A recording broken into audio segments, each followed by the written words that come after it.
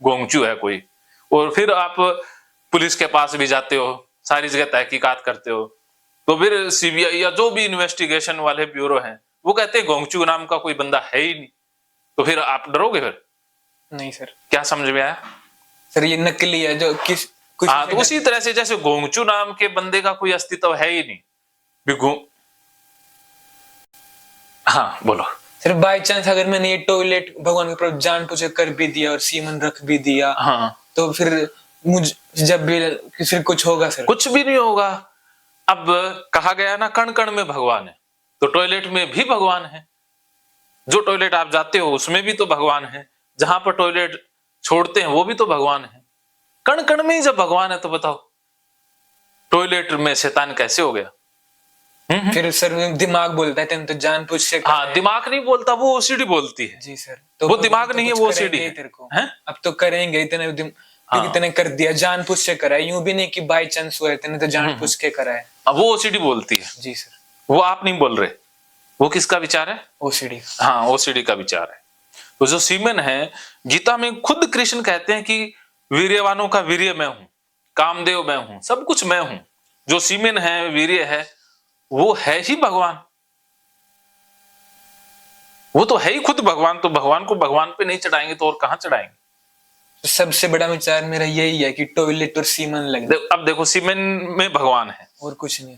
सीमेन में एक पूरी तरह से भगवान है। और जो शिवलिंग है, शिव जी का लिंग देखा आपने? जी सर। हाँ, तो वो क्या है? जिस पे जल चढ़ता है। जल चढ़ता है, दूध चढ़ता है। जी सर। तो जो शिवलिंग है वो क्या होता है? नहीं पता। वो लिंग ही तो है शिव का। जी सर। और क्या है? क्या है? लिंग। लिंग, उसकी तो पूजा की जाती है। और जो उसके ऊपर दूध चढ़ता है वो किसका प्रतीक है?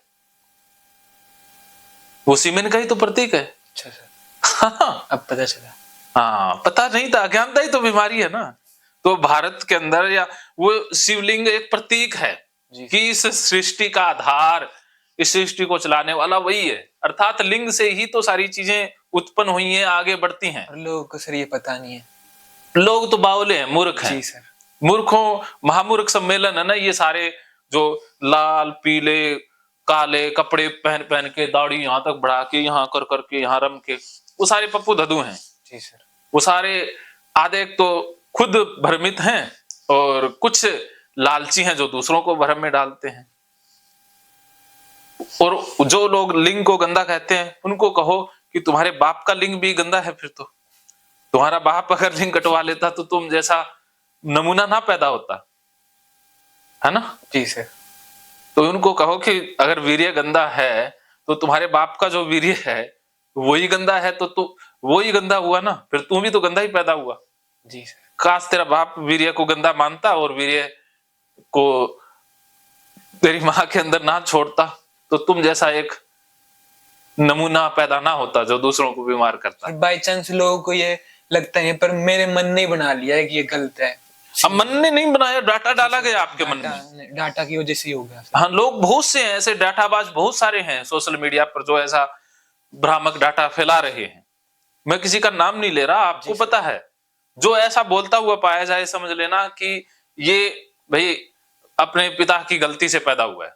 अगर इसके पिता के अंदर वीर्य ना होता ना तो इस जैसा पैदा नहीं होता, तो समझ लो कि ये जी सर गलत पैदाइश है। जो गलत पैदाइश ही गलत है तो फिर वो आगे क्या सही शिक्षा देंगे?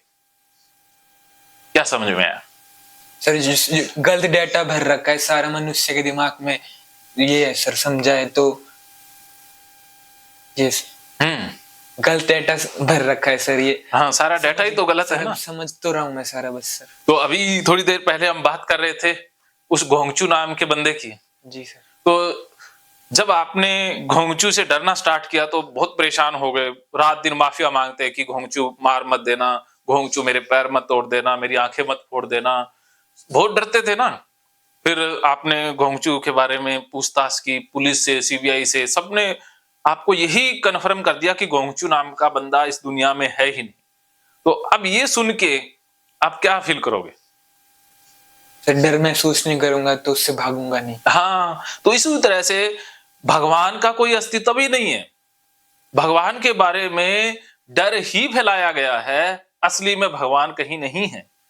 सर अगर बाई चांस कोई मेरे साथ ऐसी सिचुएशन हो जाए तो फिर मैं कि ऐसे बोलता हूँ कि उसकी वजह से भगवान नहीं करा होगा, पर वो मुझे पता है वो मेरी कारण की वजह से हुआ है, कुछ ऐसी चीज की वजह से हुआ है। भगवान कुछ नहीं करता। जी सर। भगवान को ही करना था तो फिर आपको पैदा ही क्यों करता? जी सर। अब आपको पैदा कर दिया, अब आप अपना जीवन अपने आप संभालो भी। इस जीवन की जिम्मेवारी आपकी है। चाहे आग में कूदो, चाहे आप अच्छे कर्म करके खुद खुश रहो, या चाहे बुरे कर्म करके खुद नरक भोगो। भगवान ने छोड़ दिया, भगवान का कोई लेना देना नहीं है। ये भगवान की दुनिया नहीं है, ये इंसानों की दुनिया है। भगवान की दुनिया तो अलग होती है। जैसे कबीर, मीरा, क्राइस्ट, वो भगवान के असली वाहक हैं जो भगवान की मर्जी से चलते हैं। यहाँ तो हम तो डेटा की मर्जी से चल रहे हैं, हम तो गुलाम हैं। जो दूसरों ने डेटा भरा वैसा ही हम चल रहे हैं। तो हमारी जिंदगी भगवान की नहीं है, भगवान कुछ नहीं कर रहा, ये हमारा डेटा ही कर रहा है। ये जो पप्पू ददुओं ने कचरा भरा है वही करवा रहा है, और कुछ भी नहीं है। ये बात आपको शायद धीरे धीरे समझ में आएगी। जी सर। और फिर से मैं क्लियरिटी से समझाऊंगा, इसी बात पर हम फोकस करेंगे। तो अभी ये सारा सर्कल समझ में आ गया ना? ये पूरा ओसीडी का सर्कल है। ये पूरा एक सर्कल घूमता है। सबसे पहले कोई ट्रिगर आता है जिसमें फोटो, कोई भगवान की फोटो, यहाँ पर ट्रिगर बदलता रहता है। कभी मंदिर आ जाएगा, कभी फोटो आ जाएगी, कभी माता की फोटो आ जाएगी, कभी चौरास्ता आ जाएगा। तो ट्रिगर बदलता रहेगा। ये ऑब्सेशन थोड़े बहुत उससे रिलेटेड बदल जाएंगे। डर आपका ये कॉमन ही रहेगा, ये डर कॉमन ही रहेगा सब में, और सब में कॉमन डर रहेगा। तो अवॉइडेंस रहेगी आपकी कॉमन, कि उसी ट्रिगर से आप दूर भागोगे। जो यहाँ पर ट्रिगर होगा उससे ही आपका दूर भागना होगा, ये भी कॉमन रहेगा। और उससे रिलेटेड आपकी जो डूइंग है वो बदलती रहेगी।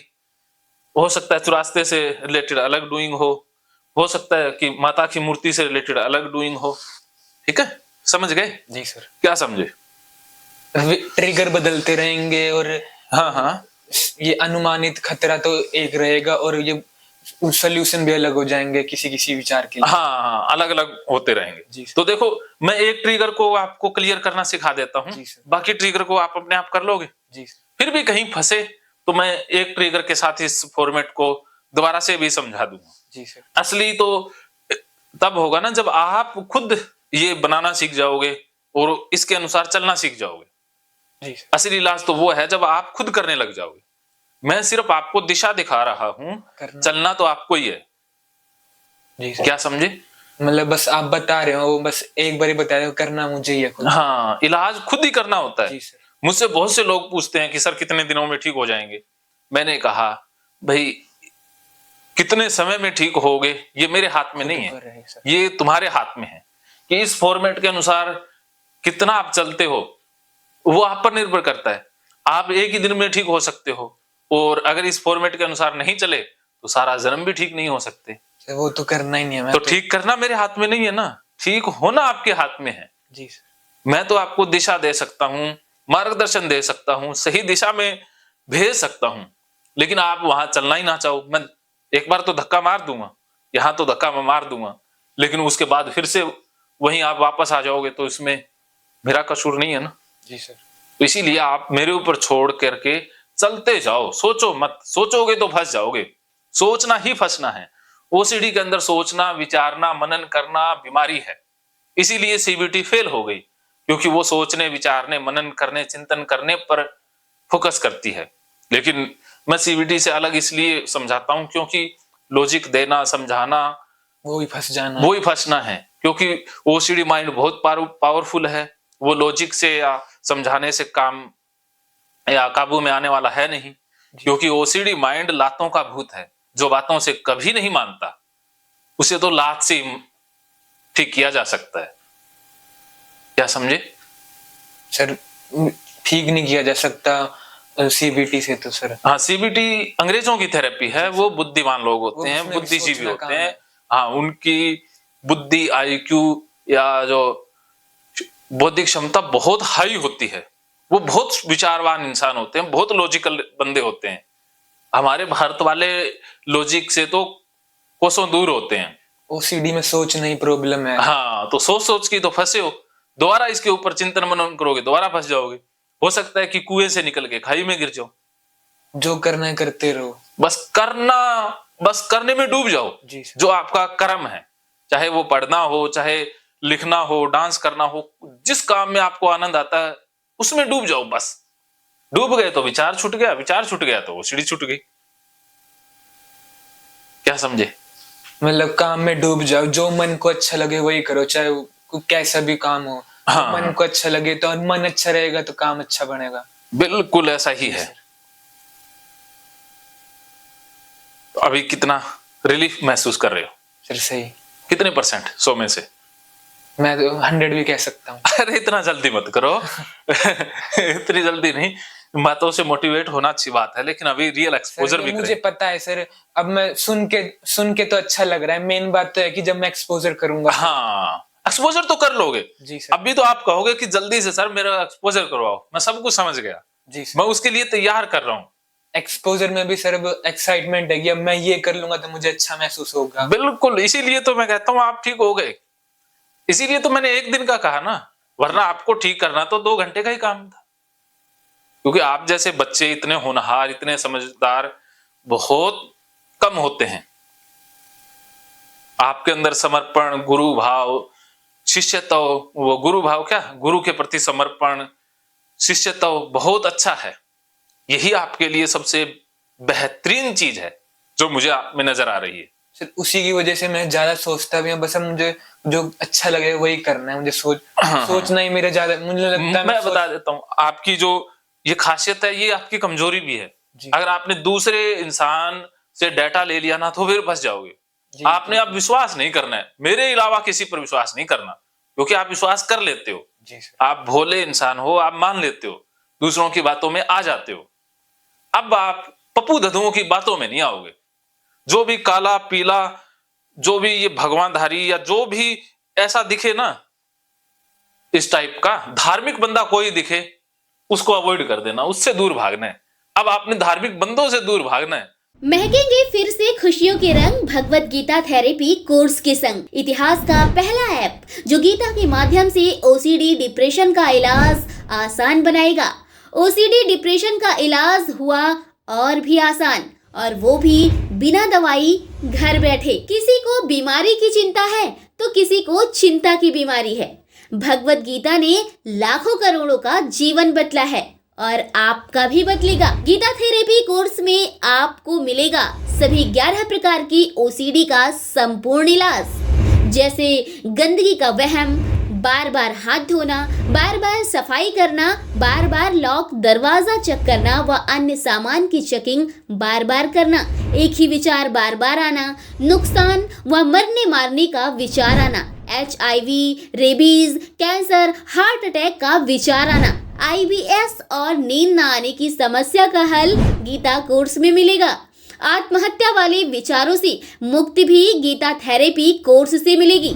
राजेंद्र जोधपुरिया ऐप पर आपको ओसीडी से संबंधित राजेंद्र जोधपुरिया की किताब भगवत गीता के मनोवैज्ञानिक रहस्य और अन्य टिप्स पढ़ने को भी मिलेंगे। गीता है महान थेरेपी। गीता में CBT, हिप्नोथेरेपी, माइंडफुलनेस, ERP व अन्य बहुत सी साइकोथेरेपीज का समावेश मिलेगा। राजेंद्र जोधपुरिया ऐप एक, फायदे अनेक। आज ही प्ले स्टोर से डाउनलोड करें, लिंक डिस्क्रिप्शन में है। तो देर क्यों, अभी जाइए डिस्क्रिप्शन में और लिंक पर क्लिक करके प्ले स्टोर से अभी डाउनलोड कीजिए राजेंद्र जोधपुरिया ऐप और पाइए अपनी सभी समस्याओं का हल। मानो तो मौज है, वरना समस्या तो हर रोज है।